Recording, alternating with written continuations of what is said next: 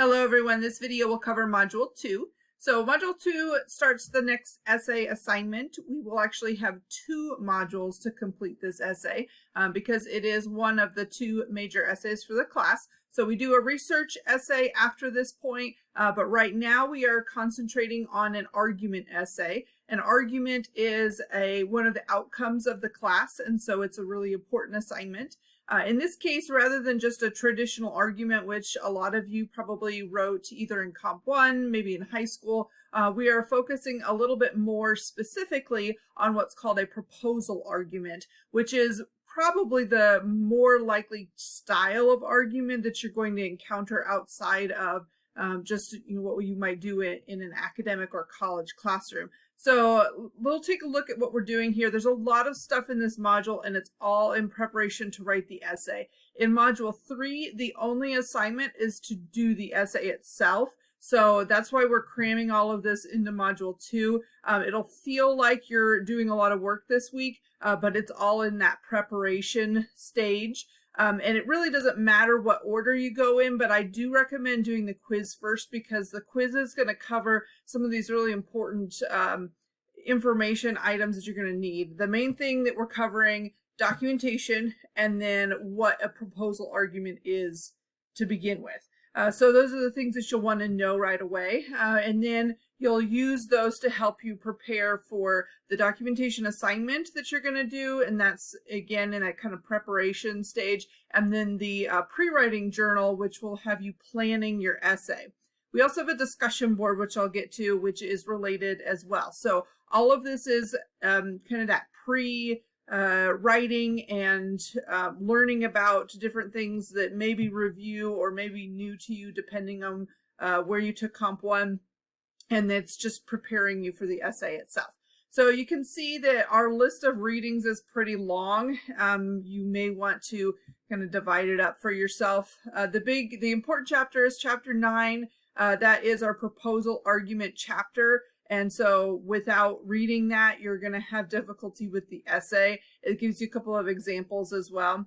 I also have a short section on how to write thesis statements. We kind of want to start out, for those of you who maybe it's been a while since you've had Comp 1, thesis statements, really important part of the essay, obviously. That needs to be something that you are very direct with. And in an argument, I think the thesis statement is a little bit easier to write because what you're doing is arguing for a result. So I'll show you what that looks like here in a little bit. But there's just a short section in the planning chapter on thesis statements. And then these 2 chapters, 21 and 22, are all about documentation. So depending on who you took Comp 1 with, there's a lot of factors, what you did in high school. Some of you, it may be fairly new to MLA, and some of you, it may have studied it a lot. So some of this may be a lot of review, and some of it may be all new and all confusing. So depending on where you are, I've got some videos here that might help you out. Just kind of use your resources, because that can be one of the more challenging parts of the class, is just getting the sources correctly into your essays. So the quiz itself will cover all of those readings, and you just got a couple of questions about each one. And then you're going to get into these assignments. So the documentation assignment you can do at any point within the module, but the idea is that you could use the sources that you find for your essay as well as for the discussion board later to do this assignment. So you're not having to find extra sources. If you just want to jump right into it and you don't want to worry about the essay yet, that's fine too. You can just pick an argument topic, that's fine. I've got a sample of what it kind of looks like, but basically the idea is that for each source that you find, you'll find 3 sources. For each source, you're going to write 1 paraphrase and one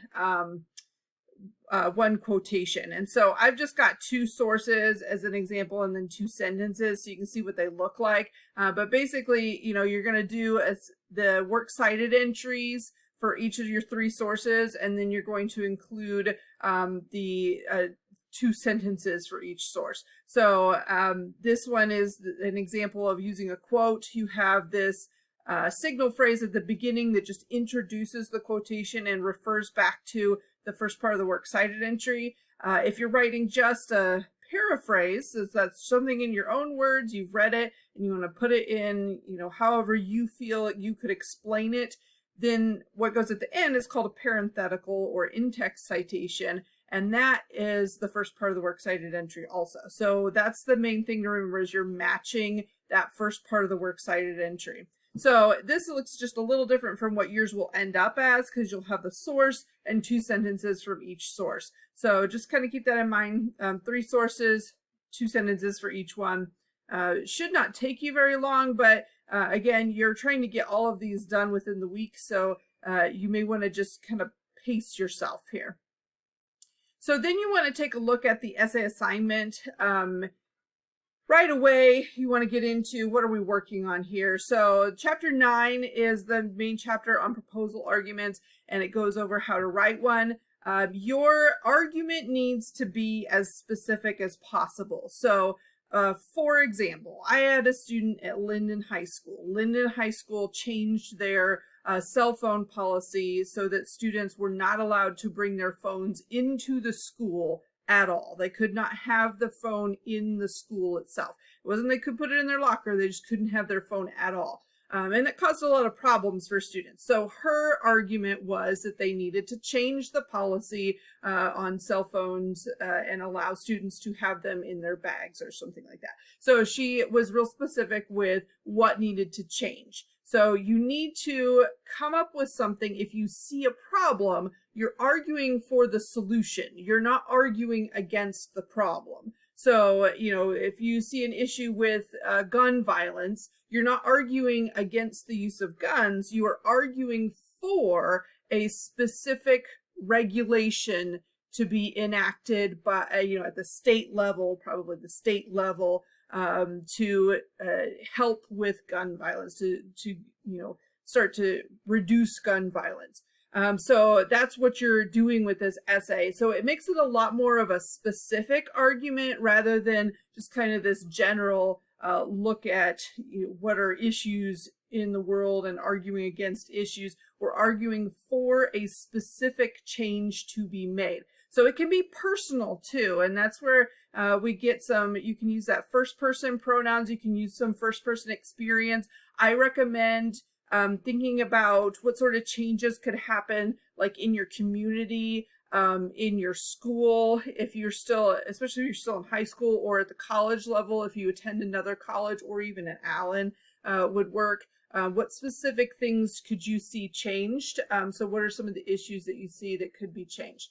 And then you could also look at the state or national level. That's going to be a little bit more broad and maybe a little bit more difficult to fit into the 5-paragraph method that I want you to use, but that is also an option. So for the essay itself, you've got your introduction, conclusion paragraph, 3 body paragraphs. At least one needs to address an opposing view, objection, or alternate, view or something like that, either with what's called a refutation. So we're disproving it or proving it wrong, or a trade-off, which means, okay, we may not have the funding for this, but there are grants out there that we can apply for. So if your argument is that your local school needs a new playground, obviously they're not going to have the money for that right now, but what are some things that you could do or that they could do in order to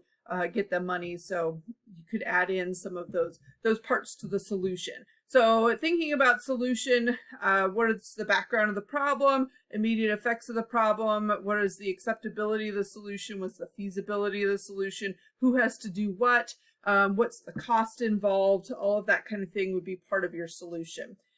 This does also need to be something that you can cite sources with, though, so you don't want it to be too personal. So if you need to change, if you want to see a change in your job, if you work at somewhere really local, you may not be able to find sources to support that. So instead, you might think about, like, if you work, I don't know, in home health care or in a nursing home or something like that, what are some of the regulations, like at the state level, that could be improved to improve your working environment? That kind of thing would be a good idea. So I'm almost out of time here, but got some resources for you.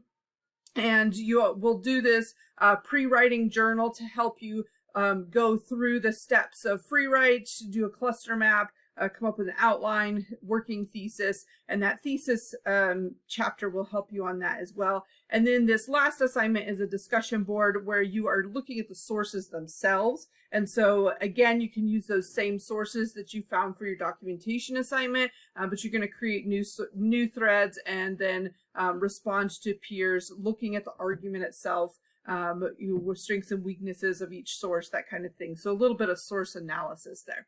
So if you have any questions, feel free to send me an email. Otherwise, have a great week.